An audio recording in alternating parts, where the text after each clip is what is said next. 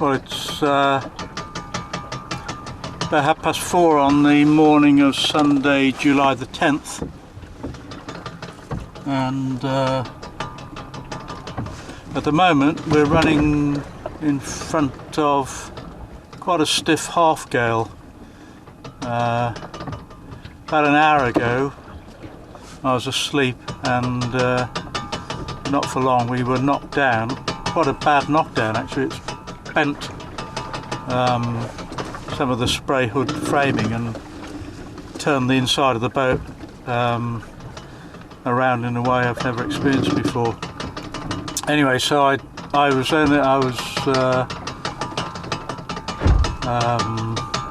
fore-reaching just under one panel of the mainsail, which I've now doused. So we have we're running under bare poles. I've turned her off the wind, and we're running at 135 degrees to the apparent wind, and she seems pretty comfortable. Now the trouble is, it's in the wrong bloody direction. We're going due south, which is not where I want to be going. So, and at this rate, we'll cover 100 miles south and wipe out many days' hard work. So the big question at the moment, which I'm debating, is do I launch the series drogue? It's always the big do I, don't I question. I don't think that the conditions justify it. I've been in much worse than this, and actually the seas aren't too bad. Yeah, we got knocked down, but that's, you know, you get these freak things. The barometer's right up. We're still in sort of high pressure here, but the question is, how long is this going to keep blowing for? Is it going to fizzle out in an hour or two, or is it going to blow for 3 days? Which sometimes can happen on these high pressure blows, a bit like the one we had in the Davis Strait last year that blew for 2 or 3 days. That rate was back at the bloody Shetlands in a week. So I'll just watch the conditions for the next hour or so and think about it.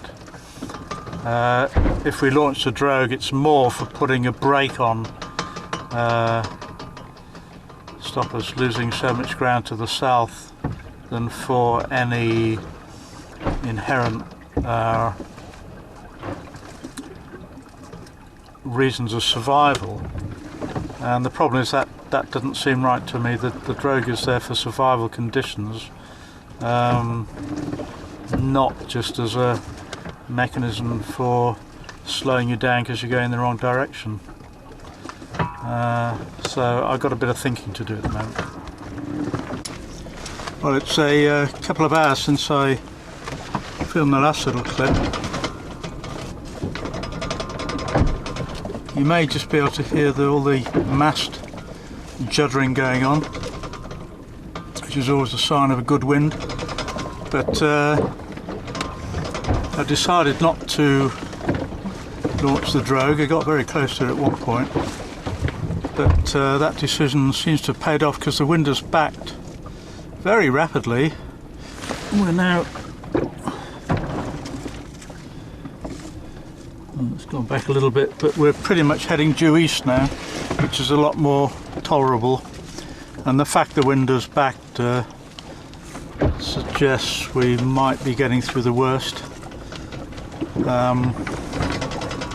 But at least we're not really heading south anymore, so I can put up with this. Of course, it does mean, because the wind's back, that we're now being put more beam onto the seas again. And it's leading to a bit of a confused sea. But actually, the one problem with the series drogue is that if I'd launched it now, we would have been sitting with a big beam sea, which is extremely uncomfortable with the drogue out. So so far so good as far as this. This is actually our first Arctic storm. So far, all the times I've been up in the Arctic, it's never blown more than 5, sometimes 5, verging on 6. Usually we get light winds, so it's a bit of a first. Yeah, but it's never really, although it's blowing hard, it's never really had that bite in it that you can get further south in the North Atlantic. The real bite of the low pressure systems. Which is not to say it must not be taken seriously. I think one of the big differences is the air is a lot colder and it's a lot heavier, and therefore it seems to have more power at lower speeds. So actually, when you stick your head out and just try and get a feel for the wind, it's actually nowhere near stuff I've experienced elsewhere, but it's still kicking up quite a sea. So it's all interesting stuff.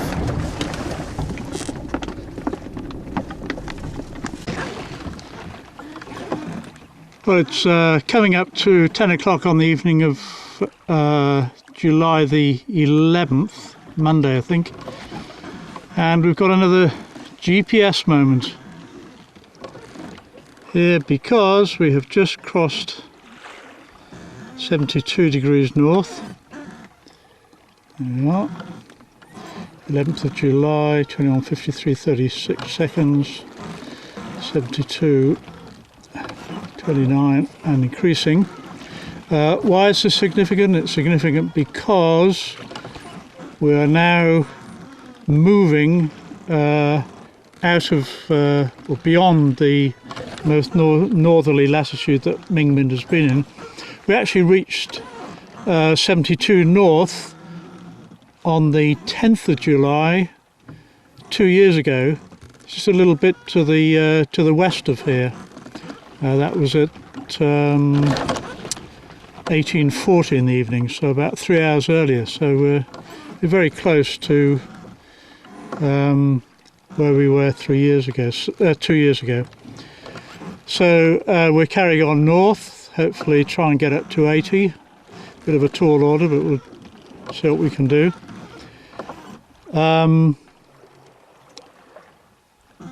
So we're now entering new territory as far as Mingming is concerned, and I think we need to celebrate that in the traditional way, which is usually with my horn not making a noise first time. But here we go as we pass 72 north.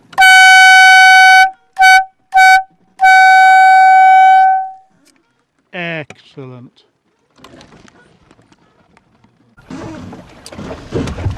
Well, another update here. The day is Saturday, July the 16th, and it's our 24th day at sea. And we are making our very slow progress towards Spitsbergen. It's now pretty much a week since we left Jan Mayen. Let's have a look on the chart. So Jan Mayen is here. We had our knockdown and northerly gale here, which then put us back a little bit. Then a couple of days moderately good sailing. One day up here where we actually were more like our average, where we had a southwesterly. But then we're back to northerlies again. The last 2 days we've made fairly minimal progress, making sort of 40-50 miles a day because the wind is just constantly from the north.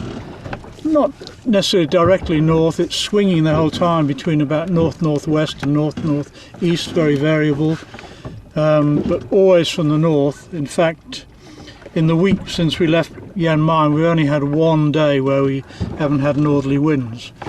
Added to that, I'm pretty convinced that we've got a south-going current here as well. I mean, our speed through the water or should I say our speed over the ground, is not matching our speed through the water. So I think we're getting a bit of a south going eddy here. Hopefully as we go further east we shall pick up the proper West Spitsbergen current.